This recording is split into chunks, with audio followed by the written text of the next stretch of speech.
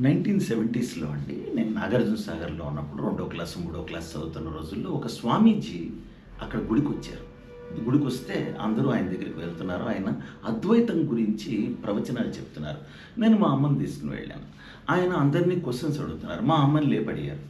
"అమ్మ నువ్వు రోజు పూజ చేస్తావా?" అంటే "చేస్తాను." "నైవేద్యం కింద ఏం పెడతావు?" "కొబ్బరికాయ అండి. రోజుకో కొబ్బరికాయ కొడతాను." "ఆహా! Very good. Very good.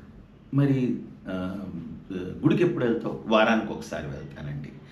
"ఆహాహా! ఇంట్లో రోజు కొబ్బరికాయ కొడతావు." చూసారా? దీన్నే అద్వైతం అంటారు. ఇంట్లో దేవుడు, గుడిలో దేవుడు వేరు వేరు కాదు. దేవుడు ఒకడే అని ఆవిడ చెప్తోంది.